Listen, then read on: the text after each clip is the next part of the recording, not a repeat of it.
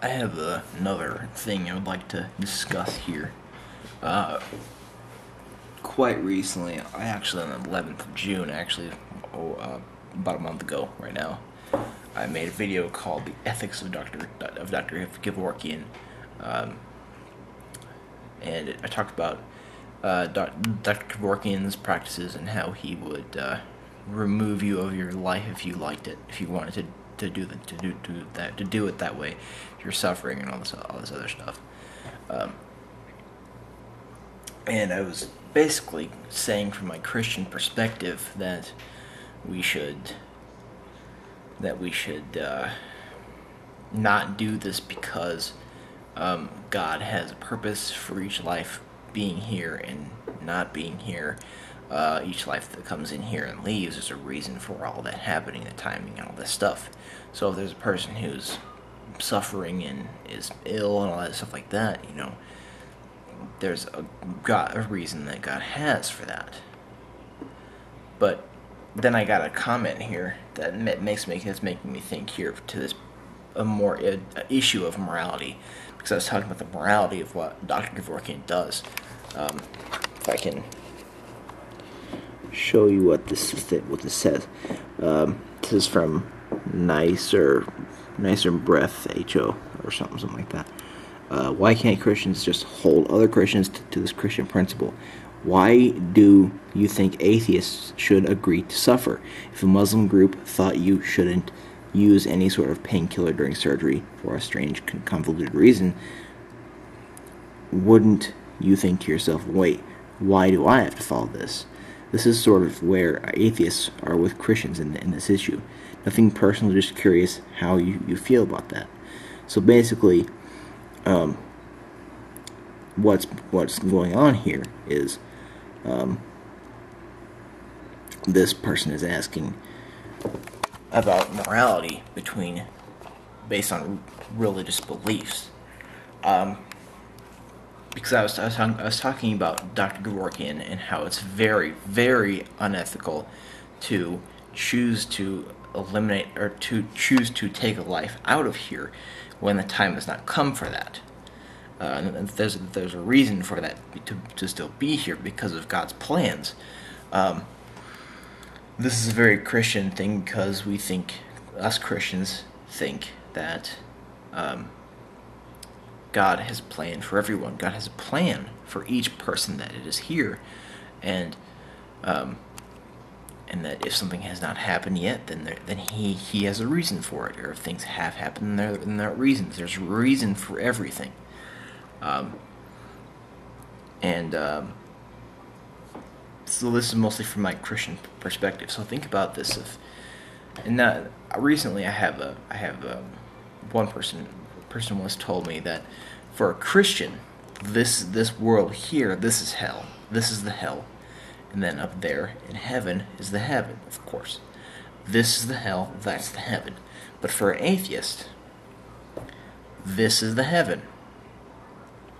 There's nothing else. This is the heaven. So that's why some atheists kind of have a take all.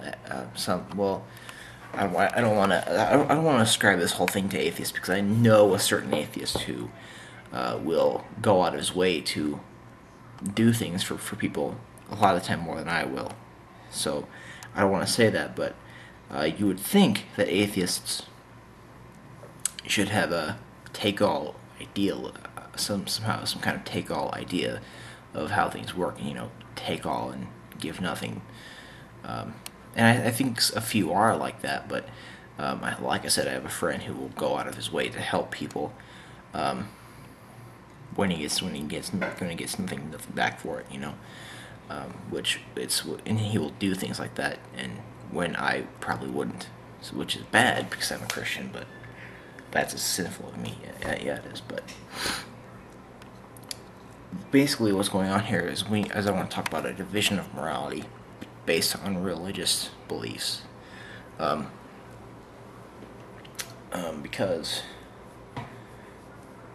and previously I've said that we have two sources of morality. When I talked about the divine command, I talked about morality and all of its characteristics. I've talked about many characteristics of morality.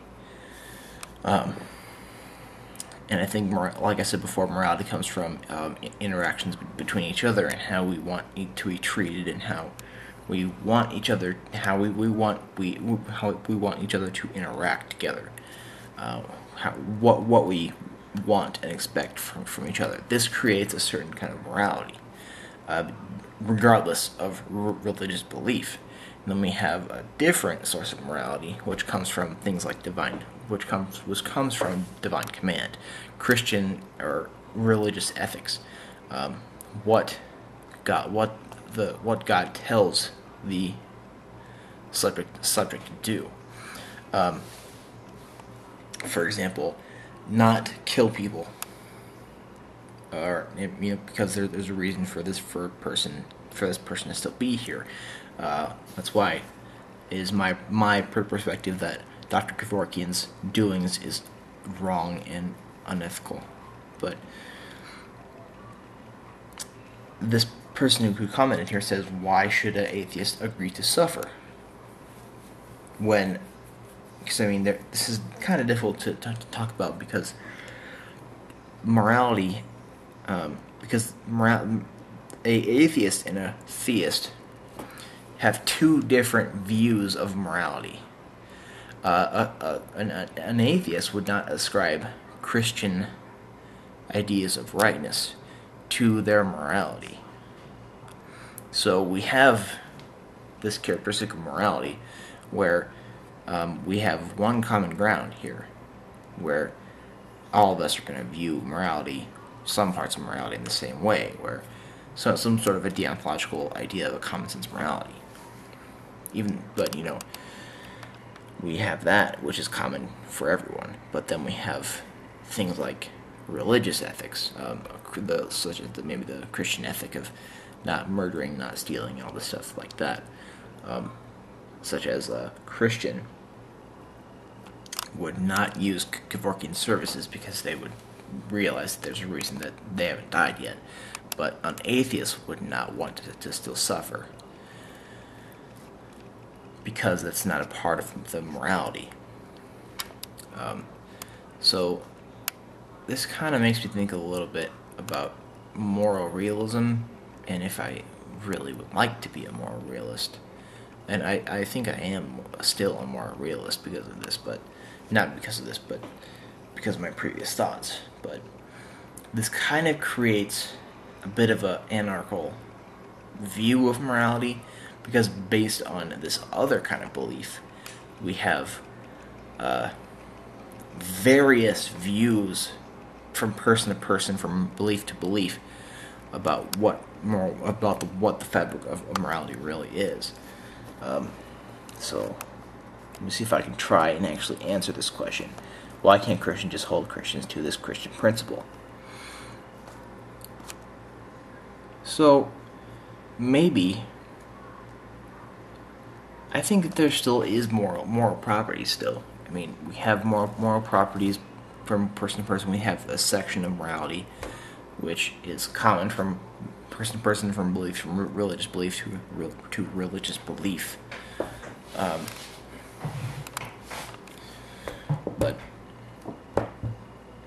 And I think Christians do hold this to other Christians, but the reason Christians are not going to simply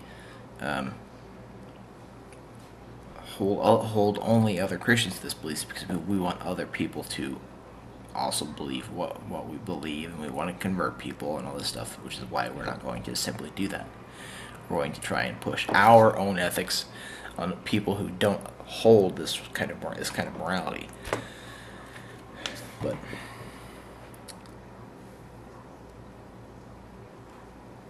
I don't know. It's thinking about this in respect to religious beliefs. It kind of changes my view of morality, about the fabric of moral properties.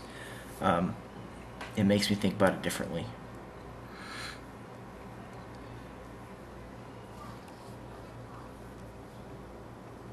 Here's another question. Why do you think atheists should agree to suffer? And And the thing is, we all are going to have our religious beliefs, and we're not going to say you should be exempt because we think you're right.